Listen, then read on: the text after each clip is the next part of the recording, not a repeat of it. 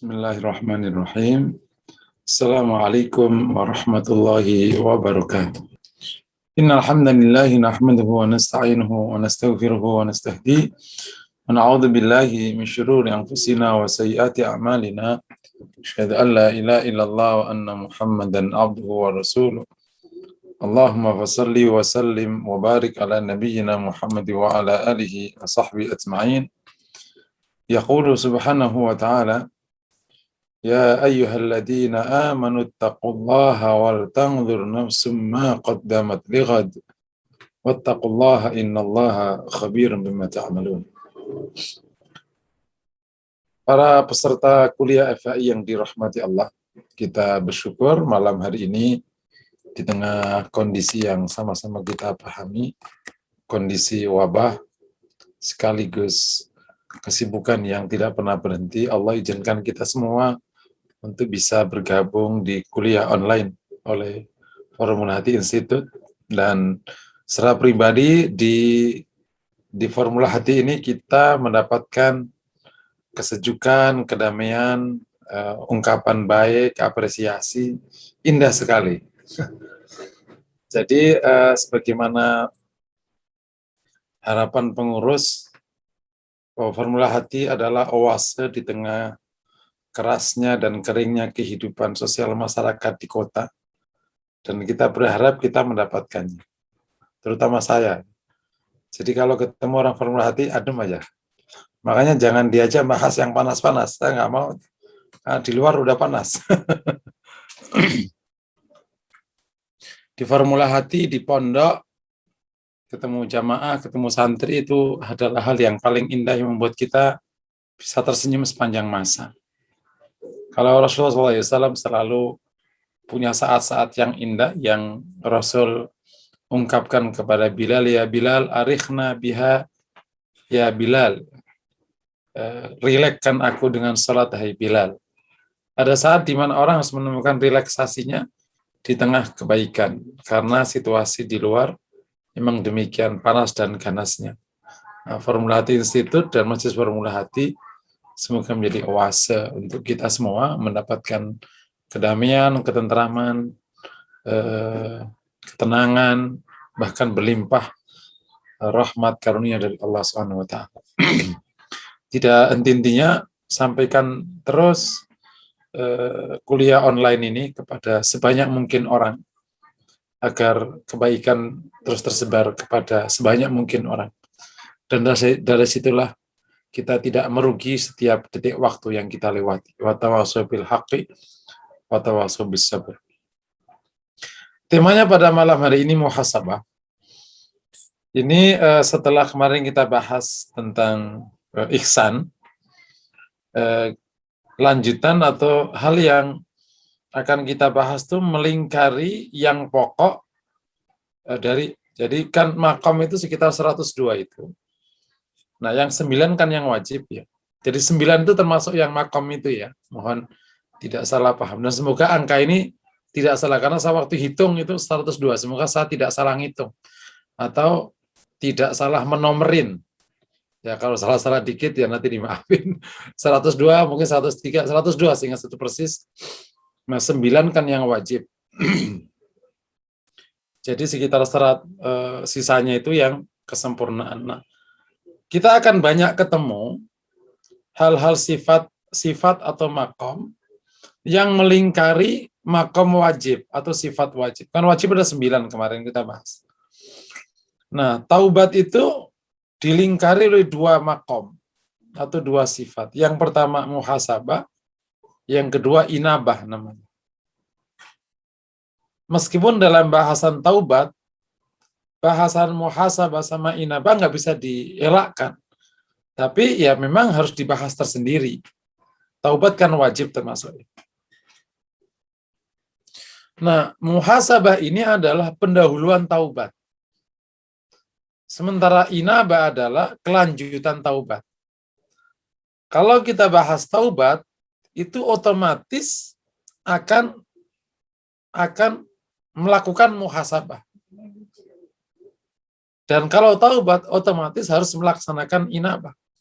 Cuman secara struktur makom, dia sebenarnya makom berdiri sendiri. Tapi inti pokoknya ada di taubat. Maka insya Allah, kalau kita lengkapi taubat dengan muhasabah sebelumnya, dan inabah setelahnya, maka semoga taubat kita itu lengkap dan berharap diterima oleh Allah Subhanahu wa taala. Taubat kita bahas pertama kali waktu kita bahas tazkiyatun nafas. Setelah taubat baru kita bahas syukur, kemudian sabar dan seterusnya. Dasar dari muhasabah ini surat Al-Hasyr yang tadi sudah saya baca. Dan ini sekaligus menjadi desain pemahaman tentang muhasabah. Dan dengan ilmu semoga amal kita menjadi lebih baik, apalagi amal hati.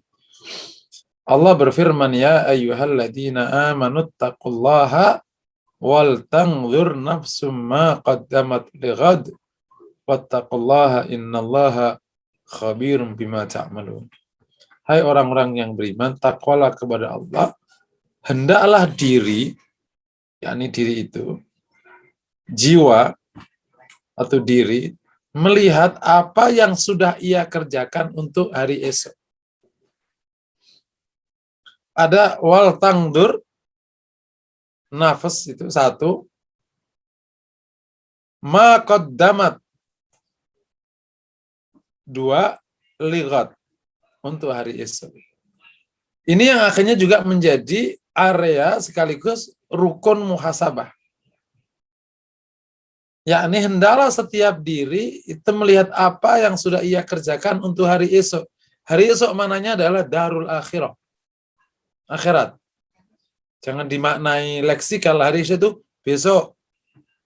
Ghad itu dia makna ayat ini adalah darul akhirah. Karena ad-dunya namanya al-yaum. Ini sebagaimana ungkapan Sayyidina Ali radhiyallahu taala an. Ia mengatakan al-yaumu yaumul amali wa ghadan yaumul jaza. Hari ini hari berbuat dan besok hari pembalasan. Yakni hari ini yakni di dunia, besok di akhirat. Jadi ungkapan ghad itu untuk akhirat.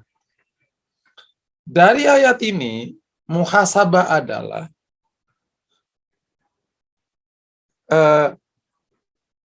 adalah sebuah tindakan melihat diri tentang apa-apa yang sudah ia kerjakan, termasuk berarti yang belum ia kerjakan dalam konteks memenuhi kesuksesan akhirat. Dari ayat ini kita mendapati beberapa hal pokok. Jadi muhasabah itu rukun pertama, diri melihat. Jadi melihat diri. Nah, disinilah kemudian akhir terjemahan namanya evaluasi. Tapi melihat diri. Di Jawa namanya ngudiroso. Nah, kita merasa-rasa diri. Itu yang pertama. Tapi yang dilihat bukan diri fisiknya. Aduh, udah 40 ya. Kayaknya masih oke nih. Bukan itu, teman-teman. Enggak, bukan itu fokus kita. Papa, aku masih keren kan? Bukan, itu bukan muhasabah. Enggak penting. Itu melihat diri juga. Tapi yang dilihat, ma qaddamat, apa yang sudah ia kerjakan. Ini menarik nih kalau kita lihat. Jadi fokusnya yang sudah dikerjakan. Berarti termasuk yang belum dikerjakan. Bukan hanya mencari kesalahan. Karena kalau kita nggak paham muhasabah itu, seakan-akan muhasabah itu mencari kesalahan. Enggak. Muhasabah itu adalah kita mau pergi, kita punya bekal berapa. Bukan begini, kita mau pergi yang kurang apa. Enggak. Kita mau pergi, kita bekalnya berapa. Nah, gitu. Waktu kita nyari bekal berapa, baru ketemu kan yang kurang berapa. Paham? Misalnya gini. Mam, besok jam 1 pagi. Sekarang kan jam 8 ya. Besok jam 5 kita langsung start ya. Kita start langsung ke Surabaya, istirahat 2 tempat, Cirebon sama Lamongan, sama Tuban ya, udah 2 tempat aja. Kita lewat Pantura, Cirebon, itu insya Allah duhur udah nyampe, sebelum makan siang, dia langsung cut, tancap aja, insya Allah maghrib sudah di Tuban atau di Lasem situ ya. Sip. Sudah siap belum, Mam? Oh, udah Pak. Duit sudah, bensin udah, tet. Sudah. Itu udah cukup? Belum. Yang kurang apa? Ya uang segitu nggak cukup lah. Jadi akhirnya ketika kita melihat apa yang sudah kita kerjakan itu, cukup nggak dibawa ke akhirat? Gitu. Jadi bukan sekedar mencari kesalahan, tapi melihat secara utuh persiapan kita menghadap Allah. Itu di situ ma qaddamat. Ini menarik. Bukan sekedar mencari dan tatabbu'ul khotoya, mencari-cari kesalahan diri. Bukan itu. Lebih penting adalah berapa yang sudah kita kerjakan. Masih ingat berarti kan ya? Karena ini terkait dengan standar hidup. Allah berfirman, Alladzi khalaqal mauta wal hayata liyabluwakum ayyukum ahsanu amala. Untuk menguji kalian mana yang paling baik amalnya. Nah, sekarang kita udah beramal apa aja? Sip. Cukup enggak? Nah, nomor 3, rukun ketiga adalah standar yang digunakan adalah kehidupan untuk hidup di akhirat. Jadi, apa yang sudah kita berbuat untuk hari akhir, untuk negeri akhirat. Muhasabah yang kita inginkan, standarnya itu darul akhirah. Standar. Oleh karena itu, kalau melihat 3 poin ini, maka muhasabah, kalau kita melihat poin pertama kan, melihat diri, wal tangdur nafsu. Bukan sekedar meratapi diri. Bukan sekedar menangis. Tapi melihat diri. Gitu. Tapi yang dilihat apa? Yang sudah dikerjakan. Karena bisa jadi orang meratapi diri, tapi sebenarnya tidak tahu yang sudah dikerjakan apa yang belum. Ya belum muhasabah. Yaitu sekedar mungkin kita nyebutnya nangis-nangis saja. Contohnya gini, ada. Istri bilang, aduh ma, ya Allah pusing aku mas. Pusing. Pusingan apa? Pokoknya pusing anak-anak itu Masya Allah. Pokoknya Masya Allah anak-anak. Itu muhasabah atau mengeluh namanya. Muhasabah itu gini, mas, mohon maaf sebentar aku mau minta waktu. Ini pumpung sore, anak-anak nggak ada, aku mau bicara. Ini setelah 1 minggu ini mas nggak ada. Itu anak-anak begini. 1, 2, 3, 4, 5. Kelihatannya mas harus turun tangan. Itu namanya melihat keadaan. Paham ya? Jadi bisa jadi orang muhasabah sambil ngopi. Itu udah masuk kata muhasabah.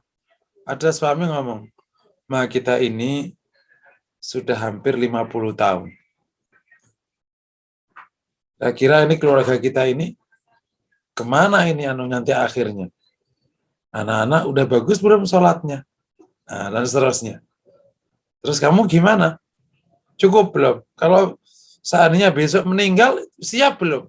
Itu pertanyaan yang paling menghujam untuk muhasabah itu sebenarnya. Mirip pertanyaan seorang surveyor untuk politik. Kalau pemilu hari ini, kau milih siapa? Mirip. Menghadap Allah siap nggak? Masya Allah ya. Jadi, another ilan nafas, melihat diri. Nah, nanti apa saja? Yang kedua adalah objek yang dilihat itu adalah apa yang sudah dikerjakan. Dengan bahasa lain, perbuatan selama ini itu apa aja, kemudian perbuatan itu bisa nggak jadi modal ke akhirat. Oh, nggak bisa. Ya berarti nambahin. Oh, boro-boro bisa, kurang bro, malahan. Gitu. Karena yang terjadi bukan nahnu nuqaddim lil akhirah, bahkan la nuqaddimu syai'an lil akhirah. Kita tidak mengerjakan apa-apa untuk akhirat. Selama ini kita ngerjain untuk yang lain. Perasaan capek siang malam, nggak ada satupun yang kau persiapkan untuk akhirat. Ini untuk para suami loh. Pagi, siang, sore, habis. Kalau nggak COVID, jam 12 baru pulang. Itu ngapain lo sampai ngapain? Iya sih, ya nyari duit. Kenapa emang? Ya kalau enggak dia kabur ntar. Nah berarti nggak ada masuk ke akhirat tuh. Lo suami yang baik tapi mirip bodoh. Bisa dipahami ya? Jadi pertanyaan simple. Gitu. Kita sudah bawa ke akhirat apa? Karena logika paling gampang, kalau tidak cukup, ya berarti nggak nyampe. Berarti tekor di sana. Naudzubillah min dzalik. Disinilah nanti perlu paham perbuatan apa saja yang wajib kita kerjakan untuk bekal ke akhirat. Inilah salah satu kelebihan kajian Syu'abul Iman. Itu di sini letaknya. Bagi masyarakat kebanyakan, nggak panjang cerita memahami hidup. Pokoknya perbuatanmu itu sepanjang 63 tahun kurang lebih itu, perbuatanmu itu 77. Dah, itu aja dikerjain. Sudah berapa yang dikerjaan? Oh, udah 50, alhamdulillah. Semoga lulus. Gitu. Yang super pokok berapa? Ada 9 tuh. Atau mungkin sekitar 21 bukan 9 ya. 9 itu yang urusan iman. Terus pokok-pokok. Dah. Alhamdulillah, semoga cukup. Nah, jadi dalam bahasa struktur berpikirnya itu simple. Pokoknya makodamat itu apa? Cabang iman. Itu paling gampang memahaminya. Makanya semoga jamaah semua rajin di majelis ya. Karena mulai Jumat pagi kita bahas Syu'abul Iman. Itu umur kita 63 tahun, kerjaan kita 77. Dah, itu aja. Sekarang yang sudah dikerjain apa saja? Apakah sudah bagus apa belum? Nah, itu. Yang sudah dikerjain apa aja, berarti sudah dikerjain, tinggal nilainya gimana? Gitu. Sholat udah, taat sama suami udah belum? Suami ngurus istri belum? Ngurus anak-anak belum? Satu cabang iman, kerjanya bisa 4, 5, 6, 7, 8. Suami yang siang malam ngasih nafkah itu baru seperapat dari satu cabang iman, namanya melaksanakan kewajiban atas keluarga. Karena ada mencari nafkah, ada mendidik, ada menjaga, macam-macam. Ada sekitar berapa tuh kewajiban suami atas istri. Terus kewajiban istri atas suami, kewajiban suami istri atas anak-anak. Itu satu cabang iman. Loh, bayangin, kalau bukan karena pertolongan Allah, nggak lulus kita. Kalau bukan karena pertolongan Allah. Terus ada lagi itu namanya amar ma'ruf nahi mungkar. Cabang iman keberapa itu? 52 atau berapa? Sudah ngerjain belum? Nah, jadi makodamat itu, yaitu Syu'abul Iman. Itu yang paling simpel dari sebuah kajian yang selama ini saya tekuni. Makanya saya promosikan itu namanya Syu'abul Iman itu. Membuat masyarakat simpel memahami hidup dan menjalankan hidup.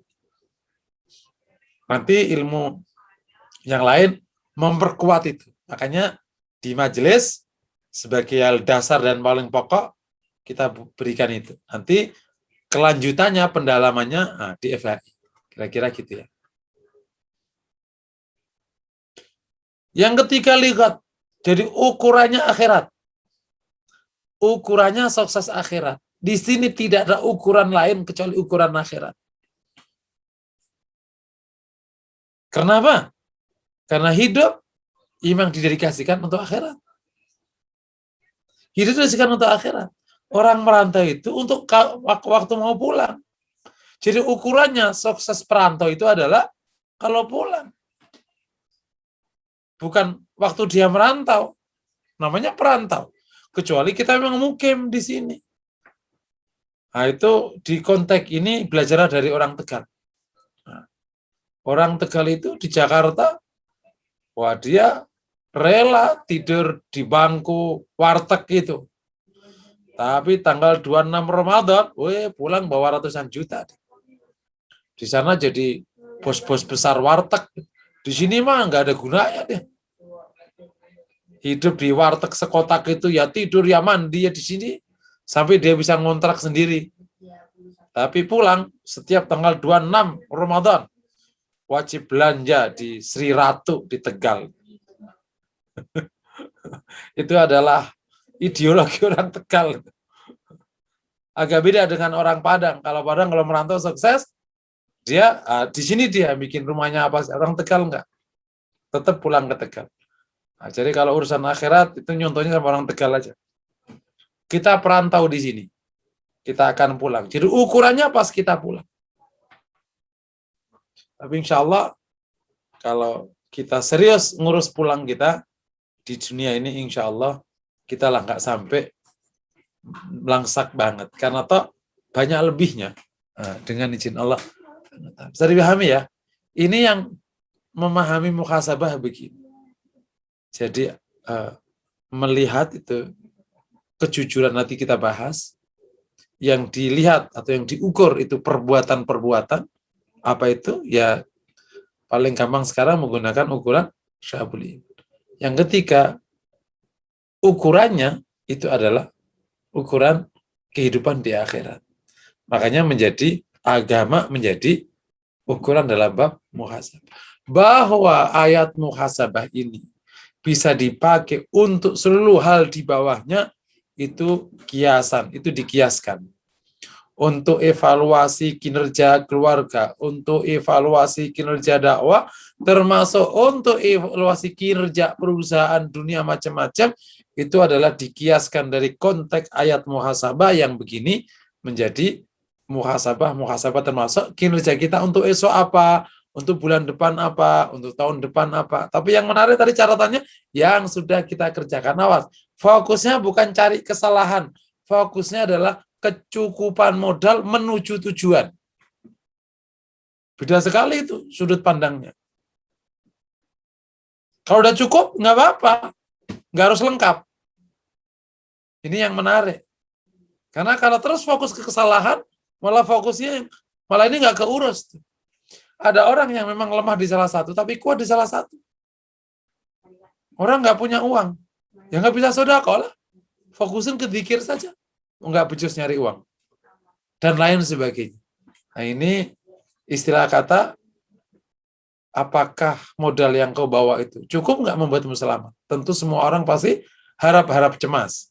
Antara berharap selamat dan takut tidak selamat. Tapi kan proses ini menuju proses untuk terus disempurnakan. Oke. Ini bab memahami arti dan makna muhasabah. Sampai poin ini kalau ada yang ditanyakan, dipersilakan. Fadal. Ya, jazakallah khair Ustadz untuk paparan Izin awalan sambil dari minum ya. Silakan Ustadz tafadhol karena ini lumayan lama 1 jam lebih. Nanti takut dehidrasi. Saya cek dulu Ustadz di layar Zoom ada 3 layar. Izin bertanya, Bu Pak Adi. Ustaz. Ya, silakan Pak Adi langsung. Ustadz, mohon maaf mau bertanya, untuk makom ini jumlahnya 102 atau 120 ya Ustadz? Tempo hari soalnya 120. 120 ya? Iya, sebelumnya disampaikan 120 jumlahnya. Oh, berarti benar. Berarti yang pertama 120. Oke, baik. Kemudian nanti coba saya hitung ulang ya, karena itu kan 3 jilid ya. 3 jilid, saya pernah hitung tuh, udah hitung satu persatu, setiap jilid aku lewati, ketemunya itu. Nah, coba nanti saya pastiin ulang, dihitung lagi.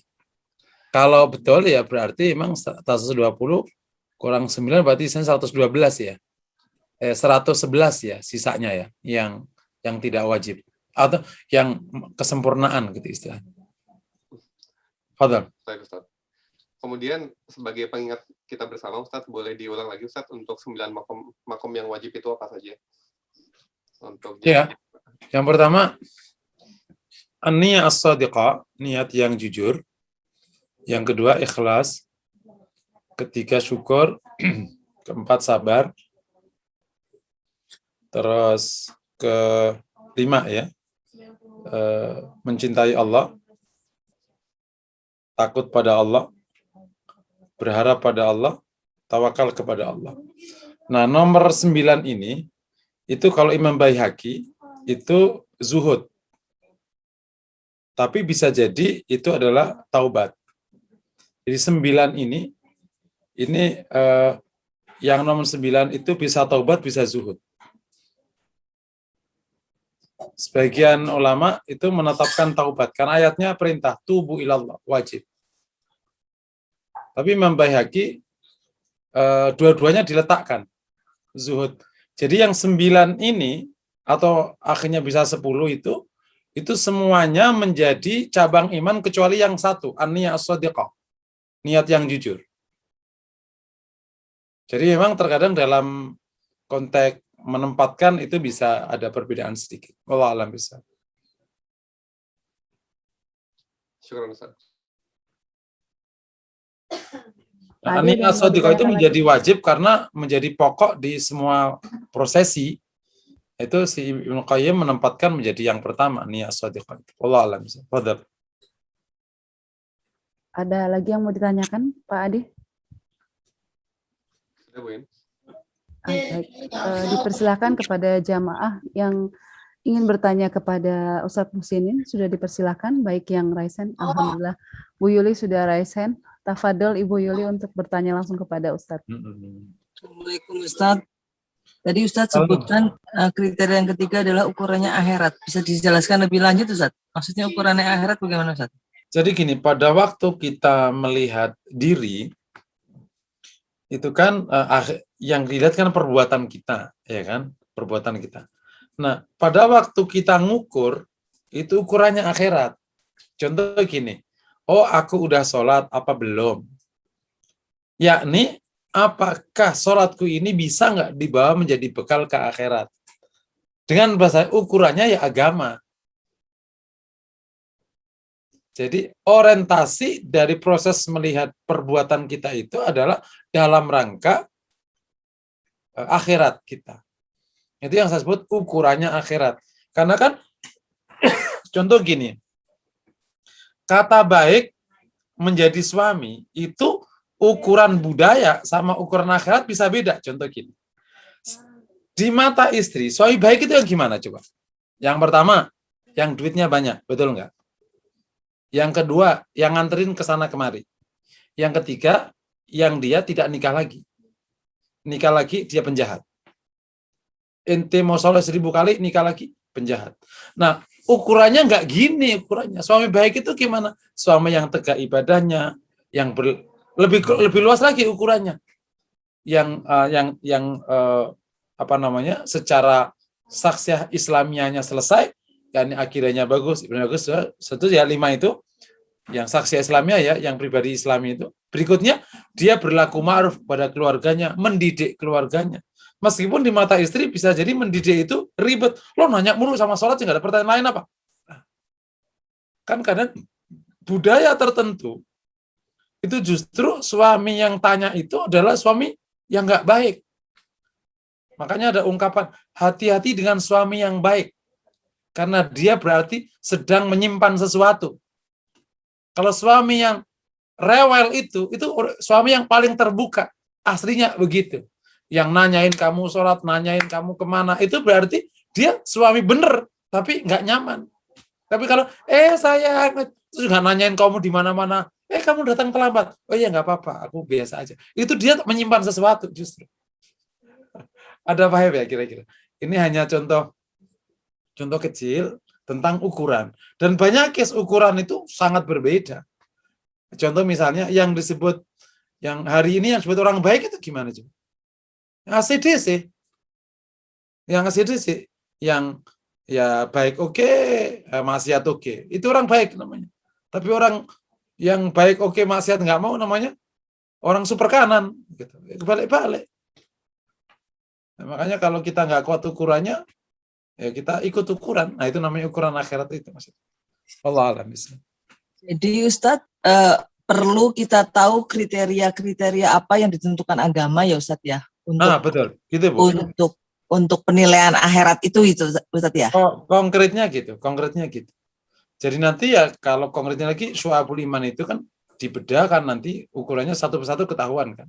Yang dimaksud ini apa, ini apa, ini apa. Kayak misalnya tadi ya, yang terjemahan bertindak baik kepada anggota keluarga itu apa bertindak baik itu? Kalau kita tanya ke budaya, suami yang cari nafkah dan duitin istri, anak-anak itu baik.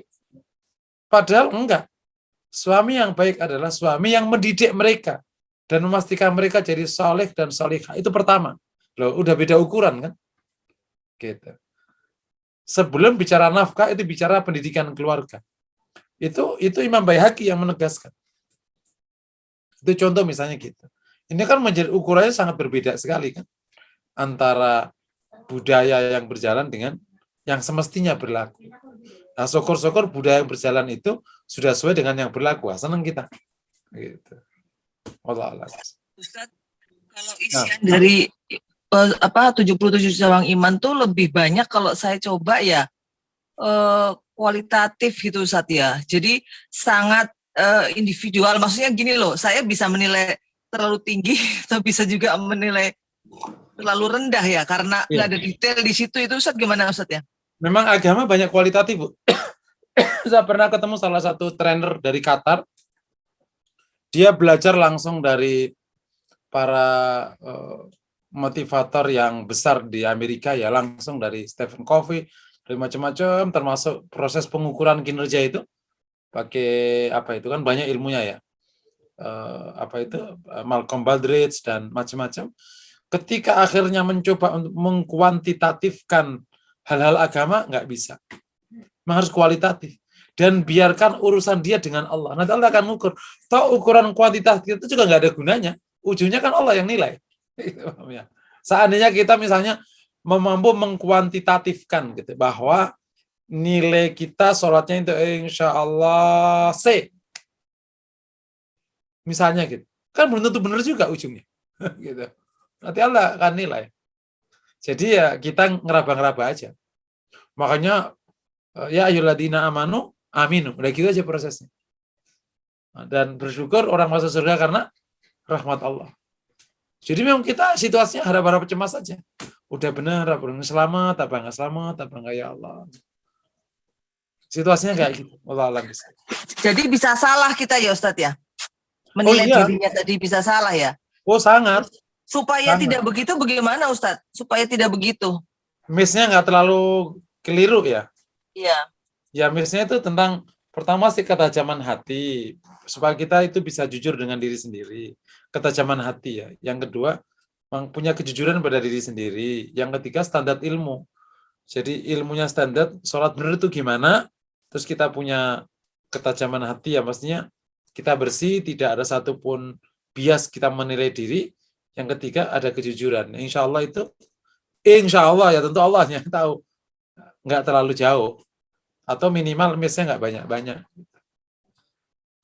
Dan tentu biasanya sih terjadi penilaian itu setelahnya.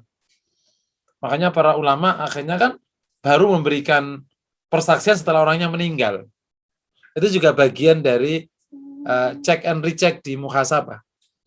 Misalnya kan kalau Anda ingin tahu siapa diri Anda, ya tanya sama istrimu itu. Istrimu adalah orang yang paling tepat menilaimu kalau bagi laki-laki. 1000 kali ngaku, ya kan nggak ada gunanya. Istrimu apa? Tukang makan gitu, misalnya kayak gitu. Atau istri ya ke suami. Gitu. Makanya kalau sampai pasangan ini diridhoi sama pasangannya, dahsyat sekali. Allah ridho kan. Termasuk kalau ibu meridhoi anaknya, Allah ridho.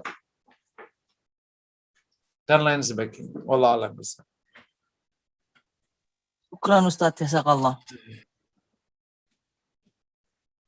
Baik, jazakallah khair Ustadz untuk jawaban pertanyaan dari Bu Yuli. Selanjutnya Ada pertanyaan yang akan disampaikan langsung oleh Ibu Dwi Dianingsih, dipersilakan. Betul, Bu? Assalamualaikum Pak Ustadz. Waalaikumsalam warahmatullahi wabarakatuh. Tadi disampaikan oleh Pak Ustadz bahwa salah satu cabang iman antara lain adalah niat yang jujur. Yang ingin saya tanyakan adalah memangnya ada Pak Ustadz niat yang tidak jujur. Itu contohnya seperti apa ya Pak Ustadz? Oke, Terima niat. kasih, Pak Ustadz. Iya, niat yang jujur itu sebenarnya di cabang iman tertentu dibunyikan gitu enggak, dia masuk di dalam bahasan ikhlas atau masuk di bahasan ibadah yang lain ya. Niat yang jujur ini dimasukkan di makom pertama di Tazkiyatun Nafas, kita kaji di sini.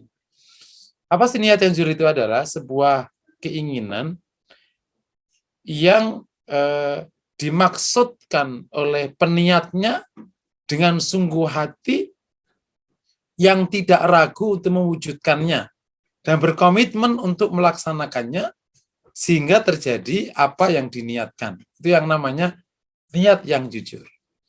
Kalau contoh niat jujur adalah ketika orang berislam, asyhadu alla ilaha illallah, maka dia sungguh hati berislam, mengupayakan serius, mewujudkannya, dan tidak berhenti sampai terwujud. Contoh lagi, Rasul ketika mengatakan, saya tidak akan tinggalkan agama ini sampai Allah memenangkan agama ini. Itu namanya niat yang jujur. Nah, ada niat yang gak jujur, niat yang bohong, ada.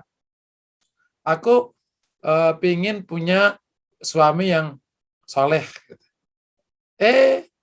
Ternyata dia yang lamar, kurang soleh, tapi ganteng dan kaya. Ya udahlah, aku terima deh. Ya solehnya gimana? Ntar aku kan bisa nanti sambil jalan kita datengin guru ngaji. Itu namanya niatnya tidak jujur. Paham ya? Aku ingin punya anak yang soleh. Tapi ternyata tidak pernah dididik agama yang baik. Dileskannya yang bukan begitu-begitu. Itu namanya niatnya tidak jujur. Suami berkata, aku ingin punya istri salihah. Tapi ternyata yang dilamar anak di klub. Di klub-klub apa itu? Klub-klub itu loh. Bukan klub bola ya. Terus dipaksa dijilbabin.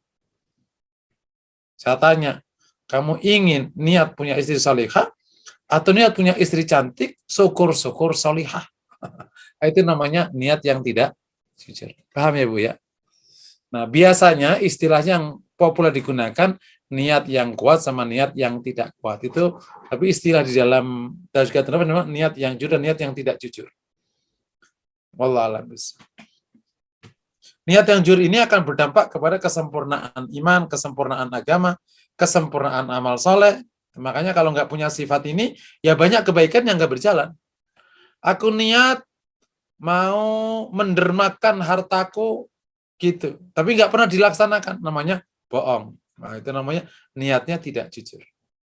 Wallahu a'lam bishawab. Berarti komponen utamanya sungguh-sungguh Ustaz. Ada 4 kan? Coba di refer kembali di materi. Itu pertemuan ke-5 atau keberapa ya? Ibu pasti ada tahu. Ada nggak yang nyatetnya pertemuan pertama? Pasti ada itu. Bu Yuli atau siapa? Kalau dulu Bu Suci, kalau dulu.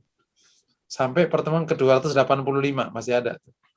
Nah, ada 4 bukti bahwa niatnya shadiqah atau tidak shadiqah.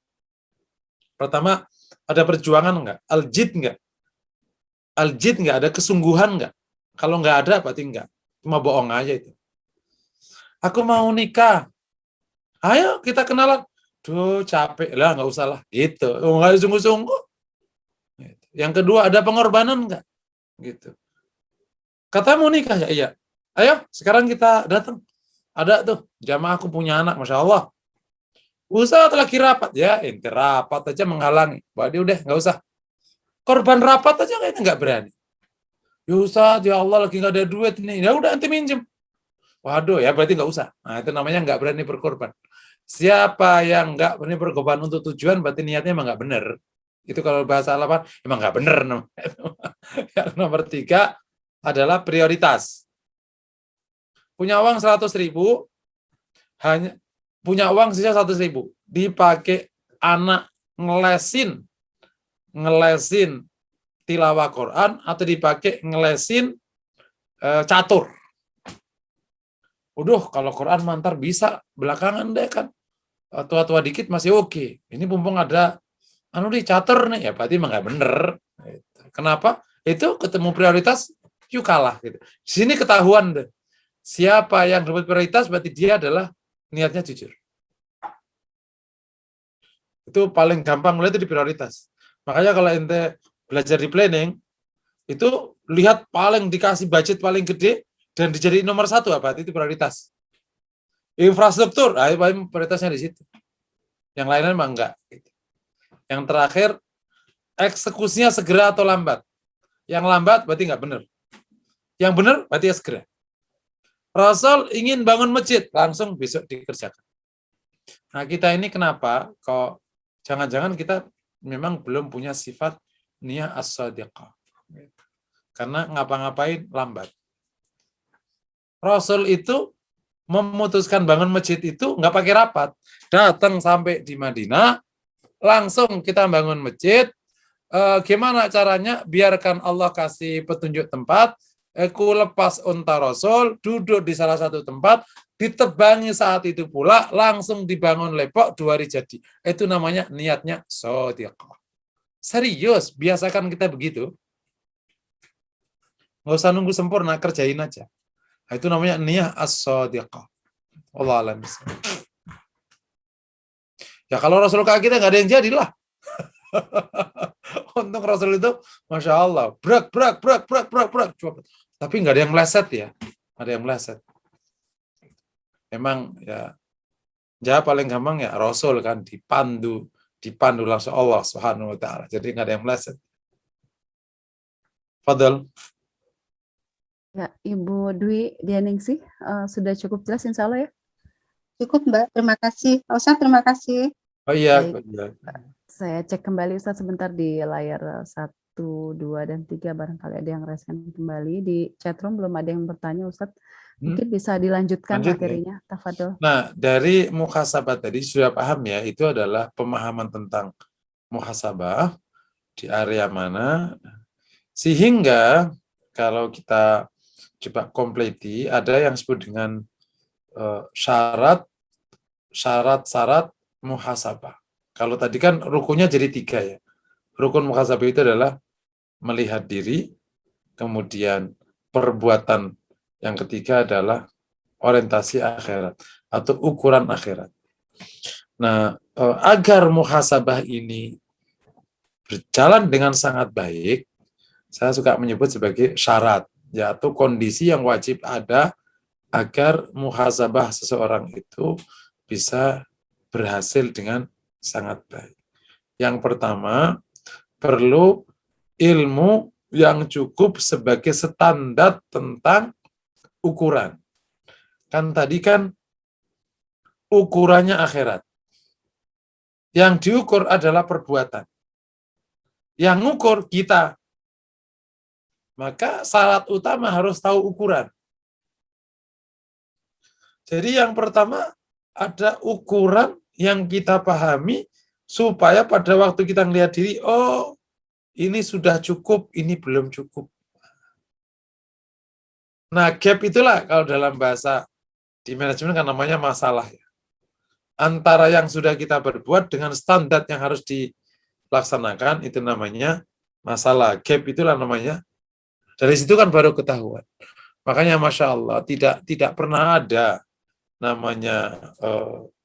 namanya waktu kosong kecuali harus thalabul ilmi. Karena memahami ukuran akhirat itu perlu ketekunan. Karena akhirat itu, kalau surga kan berarti ada tingkat 7 surga.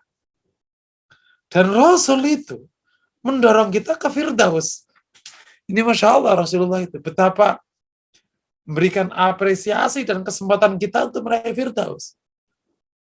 Rasul tidak meminimais kita. Gitu. Udahlah, yang penting ke surga, neraka-neraka dikit, nggak apa-apa. Nggak gitu Rasulullah. Kalau minta kepada Allah, minta ke Firdaus. Jadi disuruh buat ukuran yang sangat ideal dan tinggi. Masya Allah. Semoga kita semua min ahli Firdaus ya. Amin. Kita saling berdoa. Jadi memahami ukuran. Makanya kalau di konteks ini ya ilmu. Ya praktisnya tadi kalau kita konteks langsung ke praktisnya ya cabang iman, masing-masing perbuatan itu ukurannya apa? Kalau cabang iman itu mana yang paling pokok, mana yang levelnya kesempurnaan atau sunnah muakkadah di antara cabang iman itu. Nah, ini yang harus selesai lebih dulu. Kalau enggak ini batal agamanya, bahaya. Ini pokok, kalau ini bisa bahaya agamanya meskipun enggak sampai batal. Kalau ini itu yang namanya ukuran-ukuran. Bisa dipahami ya. Saya suka membuat celetukan kecil sebenarnya untuk menggelitik pikiran kita. Oke, ini contoh hanya celetukan kecil. Orang yang tidak bisa wudhu dengan baik, itu lebih bahaya daripada orang yang tidak bisa baca Quran. Ngerti nggak? Selama takbir, Fatihah, sama tahiyatnya masih benar. Itu yang namanya paham ukuran. Jadi jangan dibalik. Kita fokus memperbaiki bacaan Quran, tapi nggak fokus memperbaiki wudhu. Itu contoh. Orang yang tidak bisa bersuci dengan benar, najis, istinja dengan benar, itu lebih bahaya daripada orang apa yang sekarang yang tidak jamaah ke masjid. Kalau tidak jamaah ke masjid, hanya kehilangan sunnah. Tapi nggak bisa bersuci, sholatnya kacau. Bisa dipahami kira-kira. Itu yang namanya paham ukuran. Jadi benar-benar ini yang pokok, ini yang nggak pokok. Itu bukan berarti ke masjid nggak wajib, bukan ya, jangan salah paham. Ini yang kemudian belajar ilmu menjadi sangat penting. Contohnya lagi, kalau bahaya lagi, memastikan kita selamat dari syirik, ya dengan segala macam syirik, itu jauh lebih penting daripada cuma senyum-senyum kepada orang. Betul ya? Karena kalau nggak senyum-senyum kepada orang itu, paling banter, ya nggak sunnah aja. Gitu. Tapi kena syirik itu bahaya. Jadi jangan sampai senyum, tapi syiriknya berjibun, naudzubillah min dzalik. Memastikan rezeki kita halal, itu jauh lebih penting daripada urusan apa misalnya yang bisa aja populer di kalangan para Islamiyin. Gitu.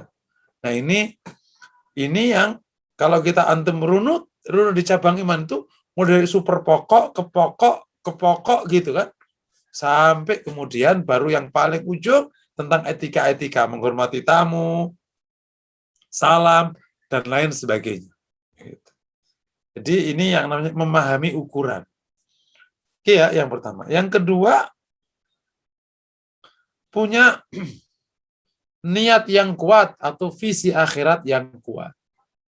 Muhasabah tidak terjadi kalau orang emang nggak serius ingin akhirat. Ngapain? Kalaupun terjadi muhasabah, bukan muhasabah yang dimaksudkan ayat itu. Adanya evaluasi akhir tahun. Untuk ngukur dividen. Itu mah nggak ngaruh. Itu mah udah dikerjain. Muhasabah yang kita maksudkan di sini itu muhasabah lidaril akhirah. Kalau muhasabah itu otomatis nggak usah dipakai aja juga udah ngelakuin. Evaluasi kinerja nggak usah dibahas. Pokoknya urusan dunia itu nggak usah diajarin sama agama. Udah otomatis ngejar. Kenapa? Allah izinkan terjadi karena dikasih nafsu dan dikasih otak. Udah selesai akan ngejar. Justru akhirat yang harus didorong karena nggak ada nafsunya. Sama-sama cerita nih saya suka guyon gini. Sama-sama cerita tentang bidadari sama wanita dunia itu. Nafsu itu ke wanita dunia. Bro, gua punya temen nih, keren banget. Itu melalak nafsu.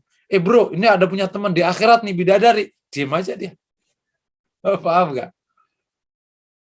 Jadi, muhasabah yang dimaksudkan di ayat ini terjadi kalau kita punya keinginan kuat akan akhirat. Yakni visinya akhirat. Dan semoga kita semua di sini terutama memang Allah hujamkan sebuah cita-cita besar di akhirat. Semoga bukan hanya di lisan kita mengatakan. Ini memang kita mau, emang benar ingin dapat, ingin selamat, ingin bahagia kelak di akhirat. Dan nggak usah diterusin. Dan tentu dunia nggak usah dibahas, itu otomatis nggak usah dibahas. Karena tanpa dibahas agama pun kita udah ngejar. Dan Allah izinkan. Allah izinkan itu. Kalau dunia itu Allah izinkan. Gitu, kalau dunia. Kalau akhirat Allah perintahkan.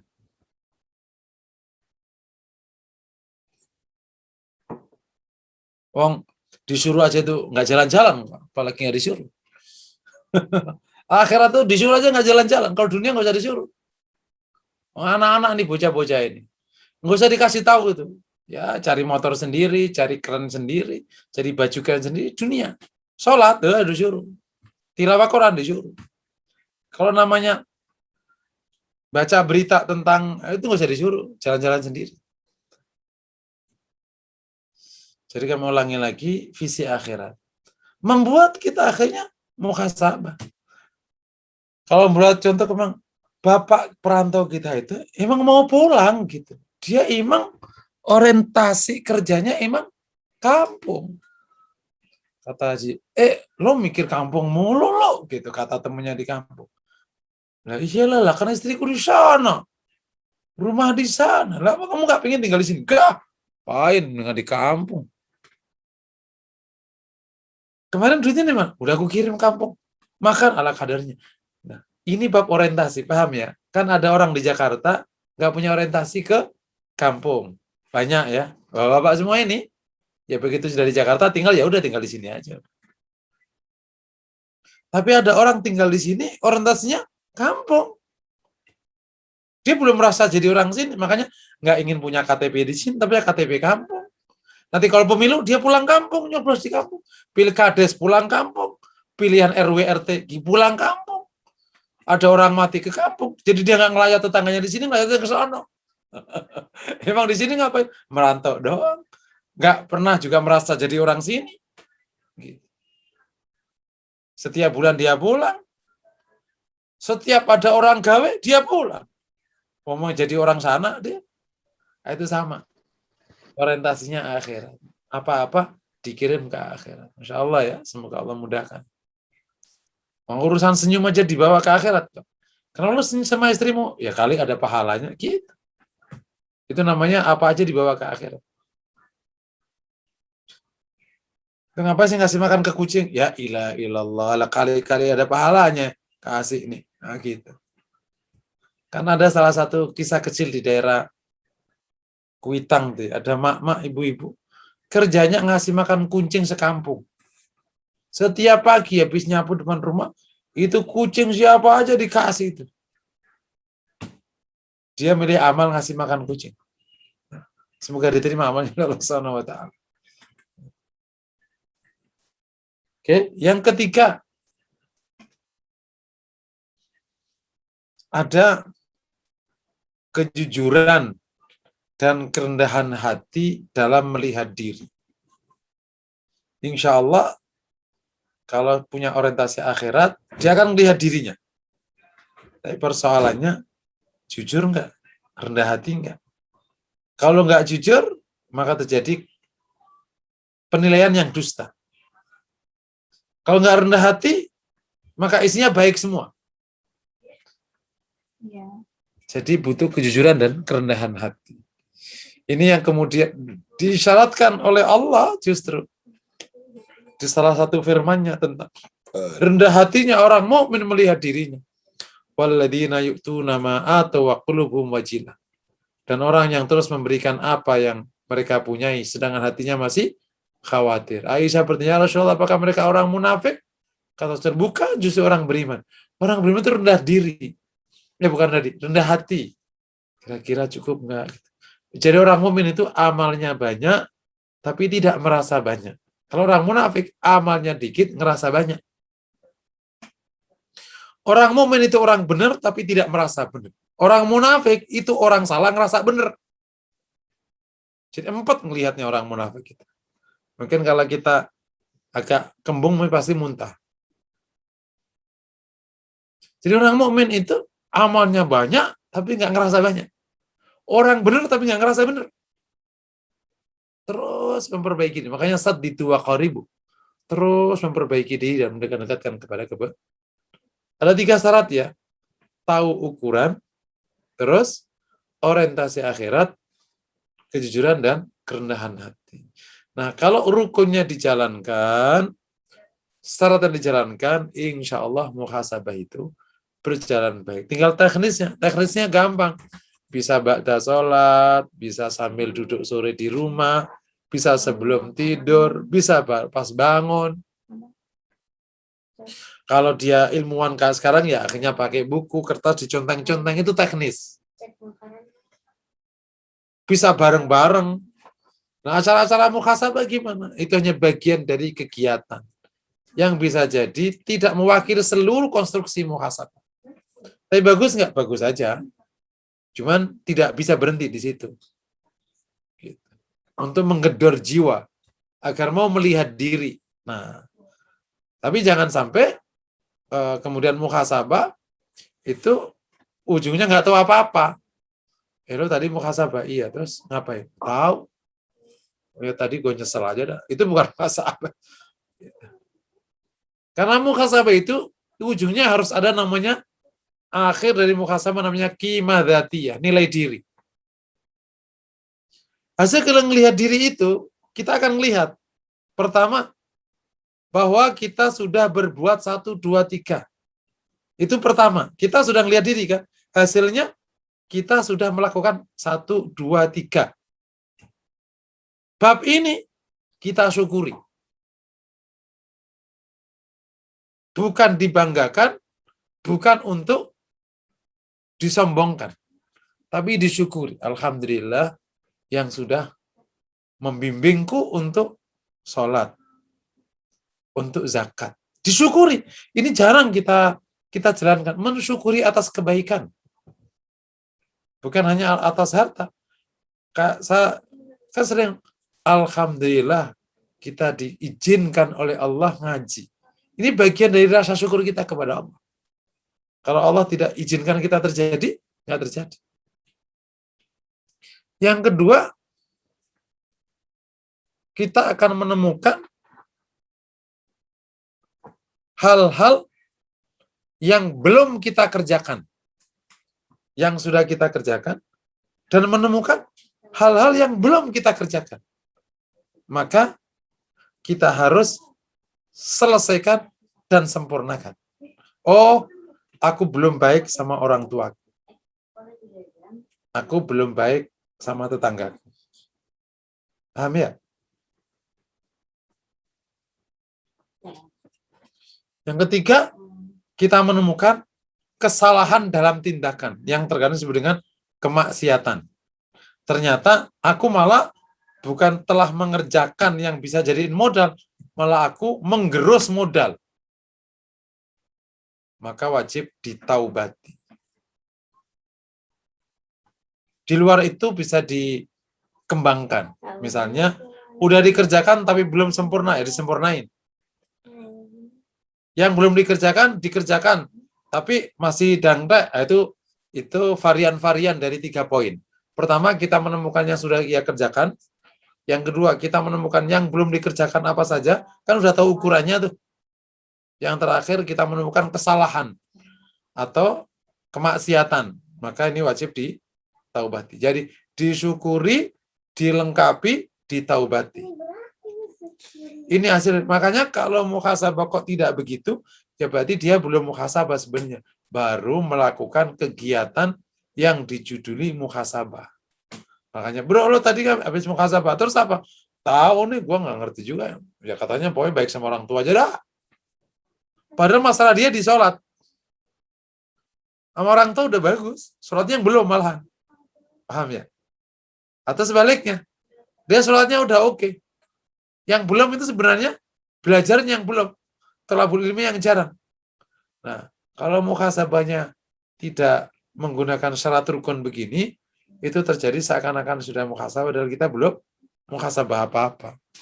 Karena tidak menemukan hasilnya. Bisa jadi muhasabah yang kita kerjakan seperti ini kayak orang biasa aja duduk di depan rumah terus nulis-nulis. Ya Allah, 50 tahun kok cuman sholat sama puasa, zakat belum. Ketahuan tuh. Ternyata bertahun-tahun zakatnya belum. Ternyata belum ngaji. Gitu. Ternyata apa ini? Astagfirullah. Nah, itu muhasabah sudah. Begitu dibuka cabang iman. Lah kok ini belum.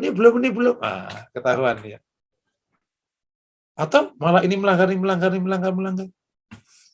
Atau variannya, udah dikerjakan tapi sholat tapi belum sempurna. Saya dulu pernah tulis cabang iman itu seluruh di dalam satu file, belah kiri gitu. Terus di belah kanan tak kasih kotak, yes, no. Sudah dikerjakan apa belum? Kemudian sebelah kanannya lagi nilai A, B, C, D. Gitu. Kalau berkesempatan, mungkin pengurus bisa buatkan itu dibagikan ke jamaah. Pak Agung sudah bikin, Pak Ustadz. Oh, bagus.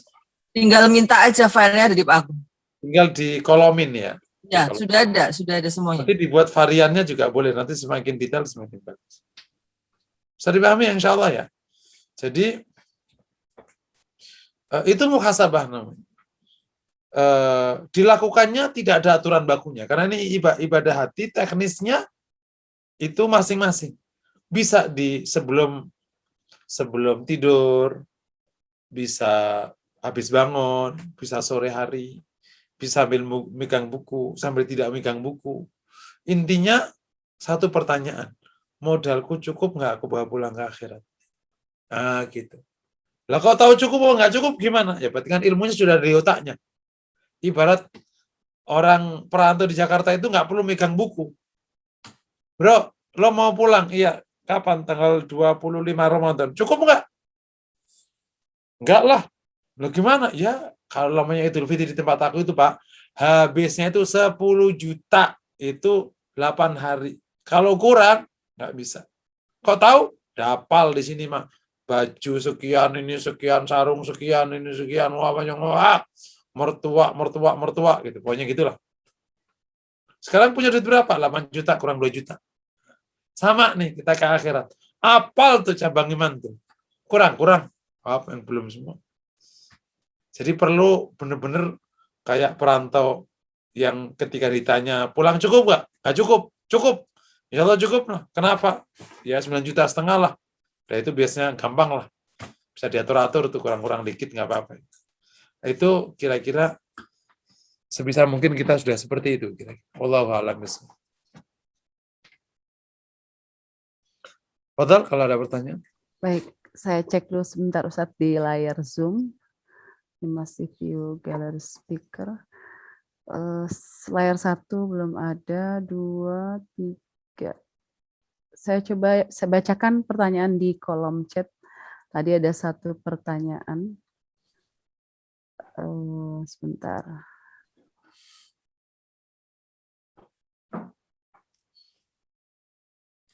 Terlewat ya. Ini Ustadz dari Ibu Nurul Hayati. Untuk mudahnya memahami muhasabah ini, apakah bisa kalau misalnya untuk contoh kita mencatat berapa jumlah khatam tadarus Quran kita, misalnya dari Ramadan 1442 Hijriah sampai Sya'ban ini, berapa kali kita khatam, jadi diketahui apakah selama setahun tahun itu kita bisa khatam tiap bulannya secara rata-rata. Kalau ternyata belum, berarti untuk kedepannya diazamkan untuk dinaikkan tilawahnya. Apakah bisa seperti ini Ustadz? Ya, itu bagian dari hal taktis ya. Dan tentu baca Quran itu adanya di cabang iman ke-19 ya. Memuliakan Quran. Memuliakan Quran itu isinya ada 7. Nah, salah satunya baca Quran. Jadi baca itu hanya bagian dari bagian 1 dari 7 satu cabang iman. Cabang iman 1, 19 namanya memuliakan Quran, isinya ada 7. Nomor 1 namanya membaca Quran. Paham ya? Jadi di konteks Quran itu ada membaca Quran, ada memahami Quran, ada menghafal Quran, ada mengajarkan Quran, ada mentadaburi Quran, ada mengamalkan Quran, ada memuliakan secara umum terhadap Al-Quran. Jadi ada 7 dan baru dikerjakan 1. Yang lain diteruskan aja. Bisa dipahami ya insya Allah ya.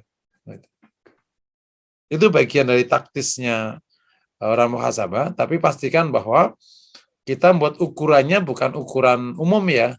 Baca Quran, sholat malam, puasa Senin Kamis, nggak gitu. Rawatib juga ya.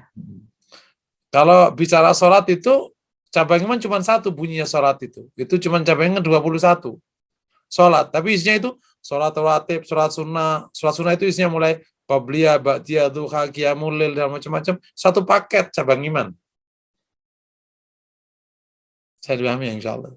Maksud saya, kita harus mulai berpikir secara konstruktif, mana yang pokok, mana yang super pokok, itu yang kemudian menjadi concern kita, kemudian baru berikutnya. Gitu. Wallahu a'lam bishawab. Jazakallah khair Ustadz untuk jawaban pertanyaan tadi. Ini ada satu pertanyaan lagi datang dari, saya kayak gaya Pak Tino datang dari. Kadang-kadang dari Ibu Heni Nur Ustadz, kadang-kadang masukan orang atau feedback dari orang lain bisa menyadarkan kita untuk melihat kelemahan-kelemahan diri kita. Jadi kesadaran itu bisa muncul apabila kita dikritik dan diberi masukan yang kita terima. Hanya saja kita sering menolaknya karena ego kita ingin terlihat sempurna di mata orang. Bagaimana untuk meningkatkan kejujuran dan keikhlasan kita dalam menghisap diri dan mengorientasikan seluruh hidup kita ke akhirat? Mohon jawabannya Ustaz. Tafadhol. Ya, yang pertama ini mengenai ya budaya atau kebiasaan ya, agak gampang terima masukan orang, ini memang perlu terus dilawan sehingga kita terbiasa terima masukan orang. Tentu ya kepada orang yang kasih masukan ya caranya yang baik aja supaya enak aja didengar gitu ya. Tapi ini hal yang harus kita perjuangkan supaya kita ini bisa terima masukan orang. Yang kedua, untuk meningkatkan supaya kita jujur itu, yang pertama sering aja baca ayat akhirat. Akhirat, kan orientasinya naik itu. Yang kedua, sering aja tolabul ilmi sehingga ukuran itu semakin masuk di pikiran sekaligus menjadi apa yang di hati. Otomatis gitu. Sehingga kita kalau waktu melihat itu, ya belum, ini udah, ini belum, gitu. Jadi nggak perlu ada keraguan dalam menilai. Kalau kita udah paham betul namanya standar sholat, ya kita lah, ya, sholat itu nggak bagus nih. Gitu. Tapi kalau kita tidak tahu standar yang benar kan, terkadang kita masih ngeraba-ngeraba. Jadi akhirnya dikuatin, ilmunya dikuatin, kemudian sambil berjalan, kalau itu proses masuk ke hati, insya Allah ada kejujuran. Karena kalau udah orang orientasi akhirat, orang tidak akan pernah berani bluffing. Karena akhirat yang nentuin Allah, bukan kita. 1000 kali kita ngomong benar kan nggak ada gunanya kan. Kalau yang menentukan Allah SWT. Sehingga kalau kita tahu itu, ya kita juga nggak akan berani membohongi diri sendiri. Karena toh nggak ada gunanya. Gitu. Wallahu a'lam bishawab. Jazakallah khair Ustadz untuk jawaban pertanyaan dari Ibu tadi ya yang terakhir bertanya nih. Saya lihat lagi Ustadz dari Bu Heni, semoga jawaban Ustadz cukup menjawab pertanyaan Ibu ya. Selanjutnya saya cek Bu Yuli masih raise hand atau yang tadi belum diturunkan ya? Oh, tafadhol Bu Yuli. Saya baru mau cek di layar 1, 2, dan 3. Ustadz, dari 77 cabang itu yang pokok tuh yang nomor berapa sampai nomor berapa Ustadz? Oh ya, sebenarnya 1 sampai 9 itu kan bab rukun iman. Ya. Kemudian bab 10, 11, 12, 13 sampai 15 itu kan tazkiyatun nafas. Itu super pokok, itu pokok ya. Kemudian mulai dari bab 16 sampai sekitar bab 40 itu masalah hukum-hukum. Jadi kira-kira yang sunnah itu di cabang iman itu sekitar 20-an Bu, sekitar yang sunnah itu. Jadi Ustadz yang 1 sampai 9 itu super pokok ya. Yang 10 sampai 15 pokok. 15 pokok. Terus setelahnya Yang 16 itu cinta pada agama. Sampai ke sekitar 40-an itu kan hukum-hukum tuh, haramnya riba, haramnya harta, itu kan 34, 36 sampai 40. Itu tapi nanti ada loncat, ada syukur, ada zuhud itu di belakang. Jadi kira-kira kalau mau nggak pakai angka gini, yang bab iman itu super pokok, bab ilmu hati pokok, bab hukum pokok, atau pokok ya, bab hukum itu pokok. Baru nanti bab etika-etika. Nah, sebagian etika itu ada yang pokok karena hukumnya wajib, sisanya sunnah. Sunnah contoh yang sunnah ya, itikaf, mungkin saya hitung yang sunnah itu. Itikaf itu cabang iman ke 23 ya, atau 22. Jadi 24. agak sedikit. Hah? 24. Itikaf berapa? 24? 24. Oke. Nah, itu yang sunnah. Kemudian ada yang di sana di setelah 60 itu menghormati tamu, terus jawab salam, ngelayat jenazah, nengok orang sakit, baru 5 ya. Terus kemudian berikutnya lagi, udah paling hanya itu, selebihnya ya pokok semua. Itu pun di konteks 5 ini, ya nggak sunah-sunah dalam arti sunah gampang ditinggalin, nggak gampang juga. Karena kalau menyakiti tamu, menjadi dosa. Ya kalau paling tidak menghormati, kurang menghormati gitu. Misalnya gitu. Menghormati tetangga, ada tetangga. Tapi asal jangan sampai menyakiti ya. Gitu. Nah, itu paling itu Bu, yang selebihnya ya wajib semua. Wallahu a'lam bishawab. Cuman ada kadarnya kan ya, ada kadarnya itu yang wajib misalnya kan 1 sampai 10, yang wajib itu sampai ke 5, sisanya kesempurnaan. Karena gitu ya, memang kan kayak gitu ya. Di setiap cabang iman kan ada kadar wajibnya. Kayak misalnya contohnya misalnya berbuat baik sama berbuat baik sama orang tua. Kadar wajibnya kan sampai X gitu. Tapi kan misalnya mengunjungi setiap hari, ya itu kan kadar kesempurnaan. Yang penting kadar pokoknya orang tua kita tidak sakit hati dan tetap ridho pada kadarnya berapa. Misalnya gitu. Wallahu a'lam bishawab. Syukur Ustaz. Jazakallah khair Ustadz untuk pertanyaan Ibu Yuli tadi, semoga melengkapi. Selanjutnya saya cek dulu di layar 2, 3 Zoom kita, belum ada yang resen Ustadz. Tadi pertanyaan dari Bu Heni tadi terakhir di chat. Tafadhol Ustadz untuk dilanjutkan. Tadi bisa sudah kita jelaskan ya, bahwa hasil dari muhasabah itu namanya qimah dzatiyah, nilai diri.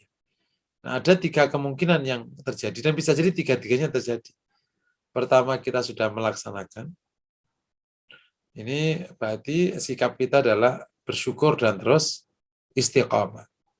Yang kedua, belum melaksanakan. 1, 2, 3, berarti harus segera dilaksanakan. Yang ketiga, terjadi pelanggaran atau kemaksiatan.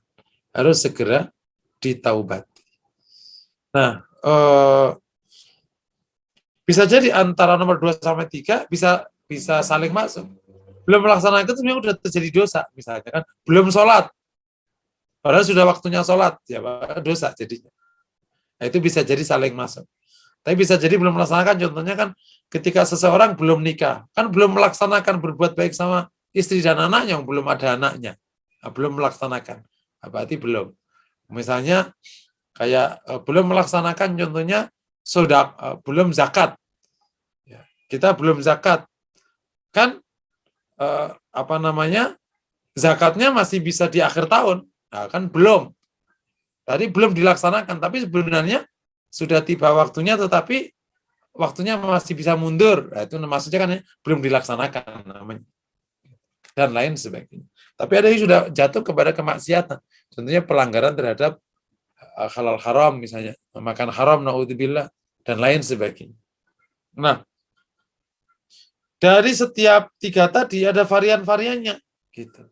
Yang sudah dilaksanakan bisa jadi udah dilaksanakan saja, tapi belum sempurna pelaksanaannya. Yang belum dilaksanakan, ini ada variannya, belum dilaksanakan, tapi karena memang belum wajib atau waktunya masih mundur, itu beda-beda lagi hasilnya. Nah, kesalahan juga terjadi. Kesalahan itu ada yang salah besar, masuk dosa besar, ada yang masuk dosa tidak besar atau dosa kecil misalnya. Nah ini tentu beda-beda penyikapannya. Tapi secara umum nilainya 3. Makanya kalau muhasabah kok tidak menghasilkan nilai diri, sesungguhnya belum melakukan muhasabah. Dan hasil muhasabah sesungguhnya adalah menyempurnakan atau mensyukuri dan mengistiqomai yang sudah ia kerjakan, terus menyusul melaksanakan yang belum ia kerjakan, dan mentaubati, memperbaiki kesalahan yang sudah ia kerjakan. Itulah yang nanti menghasilkan taubat dan inabah. Gitu. Ketika terjadi kesalahan, ketemunya taubat. Gitu. Tapi terjadi kebaikan, itu ketemunya nanti bab istiqomah. Kan nggak ditaubati. Nah, terjadi yang belum, berarti tinggal diselesaikan, berarti tinggal di kesempurnaan ketakwanya kepada Allah yang kita bahas bab takwa. Semakin bertakwa, yakni menyempurnakan ketaatan dia kepada Allah Subhanahu wa ta'ala.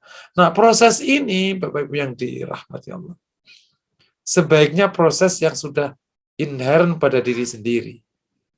Muhasabah hendaklah tidak lagi menjadi kegiatan, tapi sudah menjadi sifat, menjadi karakter. Sebagaimana disampaikan oleh Umar bin Khattab, hasibu anfusakum qabla an tuhasabu. Kita memang punya karakter evaluatif gitu. Kita punya sifat selalu mengevaluasi diri, selalu melihat diri. Kalau pakai teori sekarang namanya me time itu, kita memang punya kebiasaan bahwa memang kita punya waktu sendiri 5 menit atau 10 menit setiap harinya. Dan kabar baiknya, tidak pernah terjadi perbaikan kalau orang tidak pernah melihat dirinya. Dan sesuatu yang nggak pernah dievaluasi, tidak pernah bisa diperbaiki, dan tidak pernah bisa ditingkatkan. Maka bersyukurlah bagi orang yang mau jujur dan rendah hati untuk melihat dirinya. Toh ujungnya, kau lihat atau nggak kau lihat, yang jadi ukuran adalah ketetapan Allah. Seandainya kita merasa sudah sempurna sekalipun, tidak akan pernah ada artinya kalau Allah tidak menganggap itu kesempurnaan. Jadi, muhasabah menjadi keniscayaan bagi hamba beriman agar kelak selamat di depan Allah Subhanahu wa ta'ala. Ini butuh kejujuran, butuh kerendahan hati, butuh kesungguhan. Jadi, bukanlah sekedar kegiatan atau bukan sekedar seremonial. Ia harus tumbuh menjadi akhlak. Jadi orang mukmin punya akhlak yang namanya muhasabah. Wal tangdur nafsu ma qaddamat. Bagian dari hari-hari yang ia kerjakan. Sebelum bertemu Allah, ia telah menemui dirinya untuk dilihat apakah sudah cukup bekalnya ke akhirat atau belum cukup. Nah, jika ini terus dikerjakan, maka insya Allah gitu. Istilah kata seburuk-buruk orang yang terus mengevaluasi hasil kerjanya tetap lebih baiklah daripada yang tidak pernah mengevaluasi hasil kerjanya. Pada setiap evaluasi itulah akan ditemukan mana yang harus ditingkatkan, mana yang harus dilaksanakan segera untuk perbaikan, dan mana yang harus ditaubati karena ada kesalahan. Maka insya Allah dari muhasabah itu ketemunya taubat dan sekaligus adalah inabah, gitu. Totalitas kembali kepada Allah Subhanahu wa ta'ala yang akan kita bahas pada pertemuan berikutnya insya Allah. Kami ulangi lagi ya. Jadi hasil dari muhasabah itu adalah namanya qimah dzatiyah, nilai diri. Dalam bahasa tadi, kalau saya berhadapan dengan Allah, akan seperti apa nasibku? Itulah namanya qimah dzatiyah. Makanya akhirnya kita mengistiqomai yang berhasil kita kerjakan, melaksanakan yang belum kita kerjakan, dan mentaubati apa yang terjadi kesalahan pada diri kita. Dan variannya, yang sudah kita laksanakan, harus terus kita sempurnakan. Karena pasti akan ada kekurangan. Yang belum, ya segera kita kerjakan tanpa menunggu waktu. Yang salah, segera ditaubati, diperbaiki, ditaubati, diperbaiki. agar nilai kita itu positif dan fakulat mawazinu, berat timbangannya kelak di akhirat dengan izin Allah Subhanahu wa taala. Begini-begini saja belum tentu kita selamat. Karena yang menentukan selamat itu Allah. Begini-begini saja ini belum tentu kita selamat. Karena tidak ada satupun orang yang dijamin selamat kecuali Allah telah menjaminnya. Apalagi kita umat akhir, ketemu Rasul pun tidak, ketemu sahabat pun tidak, ketemu tabi'in pun tidak, ketemu orang-orang yang soleh sekali itu tidak. Jadi benar-benar kalau muhasabahnya nggak kuat, kita bisa jadi menceng semenceng-mencengnya, melenceng semelencengnya yang jauh, dan kita tidak merasa. Tiba-tiba ketika berhadapan dengan Allah, tidak lagi yang bisa diperbaiki. Dan itulah penyesalan yang tidak pernah bisa ada gunanya. Tapi insya Allah, kalau kita mau melakukan muhasabah sedini mungkin, dengan standar muhasabah yang baik tadi, kita akan bisa memperbaiki, mumpung Allah berikan kita kesempatan, dan mumpung Allah kasih berikan kepada kita waktu, dan semoga kita bisa melaksanakan sebaik. Lagi-lagi, ini perlu ilmu, perlu kesungguhan, perlu kerendahan hati agar terjadi proses muhasabah yang jauh-jauh lebih akurat. Sehingga artinya gitu, kita menemukan mana yang harus diistiqomahi, disempurnakan jika ada yang kurang, dilaksanakan yang belum, dan ditaubati yang salah. Kalau tidak menemukan itu, berarti sebenarnya belum muhasabah. Dan itu kabar buruk. Kalau sampai kita hidup jalan aja tanpa melihat, khawatir sungguhnya telah terjadi banyak sekali kesalahan. Dan banyak yang belum dikerjakan. Dan kita udah merasa mengerjakan banyak, padahal sebenarnya belum apa-apa. Contoh gini tadi. Kalau nggak pakai standar muhasabah, ini ya contoh. Kita sudah baca Quran setiap hari. Kita udah ngaji setiap hari. Oke ya. Kita udah apalagi umroh. Belum muhasabah. Seakan-akan udah lengkap. Padahal ternyata wudhu kita belum benar, bersuci belum benar. Padahal masa naudzubillah syirik masih ada. Sholat bahkan khusyuk belum diurus. Gitu. Kalau kita mau bandingkan, khusyuk apa tilawah Quran? Yang paling pokok. Itu contoh. Khusyuk apa tilawah Quran? Wajiban khusyuk. Jadi ngurus khusyuk lebih utama. Itu contoh betapa kalau tidak pakai ukuran, kita itu bisa seakan-akan telah banyak berbuat, padahal kita baru berbuat satu dari satu cabang. Kayak suami. Udah kerja siang malam. Sudah disebut oleh mertuanya, itu mantuku baik banget. Istrinya udah bilang, aku bersyukur punya suami kayak Mas. Masya Allah bersyukur. Orangnya nggak repot, nggak rewel, dikasih makan apa aja udah suka. Kerja siang malam, berangkat jam 5, pulang jam 2, pulang jam 1. Dan kalau Sabtu Minggu nemenin istrinya masak, kurang baik. Padahal sholat belum benar, barang coba naudzubillah minta. Seakan-akan sudah lengkap hidupnya.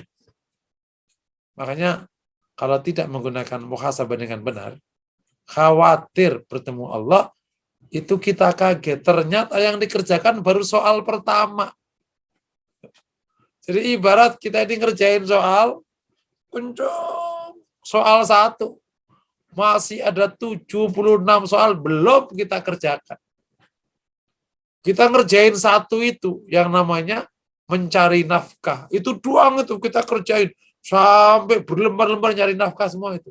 Begitu dinilai sama ini mah cuman nilainya mah cuman separuh nomor. Gitu. Paham ya? Karena mencari nafkah kan hanya separuh nomor dari cabang iman mengurus keluarga. Separuh nomor. Bukan 1 nomor itu. Dan lain-lain. Yang menarik ada bab kebaikan-kebaikan yang terasa itu misalnya pokok sekali, tapi karena kita nggak dapat perhatian, atau karena kita persepsi salah, kita nggak. Contohnya, menjaga persatuan kaum muslimin, itu jangan dianggap remeh. Itu cabang iman 50 berapa. Dan lain sebagainya. Bapak Ibu yang dirahmati Allah, kami ulangi lagi, ini bab bukan tentang sekedar kegiatan, tapi harus menjadi akhlak yang harus kita kerjakan, kita jalankan. akhirnya kita bisa memperbaiki diri, beristiqomah atas kebaikan yang sudah kita kerjakan, kemudian mentaubati atas kesalahan. Dan semoga dengan itu Allah terima amal kita dan Allah tempatkan kita di tempat yang mulia kelak di akhirat. Amin ya rabbal alamin. Tafadhol, ada pertanyaan?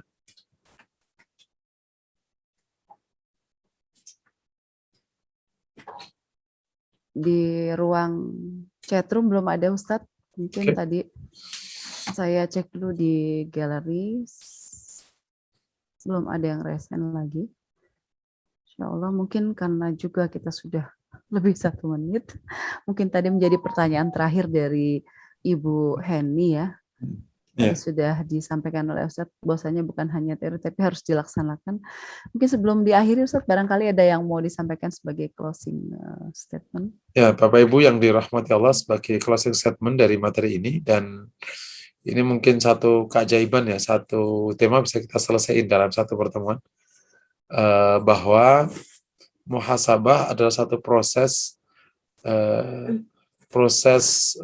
apa namanya, proses sifat dengan kesungguhan hati yang dalam. Ia bukan sekedar kegiatan dan seremoni, ia ada standarnya. Ia ada dilaksanakan dengan penuh kesungguhan hati yang menghasilkan istiqomah dalam kebaikan, perbaikan atas yang belum, pertaubatan atas yang salah, sehingga kita bisa menjadi hamba yang cukup modal untuk menghadap Allah. Ketika bertemu Allah, Allah akhirnya terima kita. Itulah yang namanya muhasabah. Jadi bukan tentang kita disebut apa oleh orang, dan bukan tentang kita berapa salahnya. Bukan hanya itu. Tentang apakah kita cukup modal menghadap Allah atau tidak cukup modal.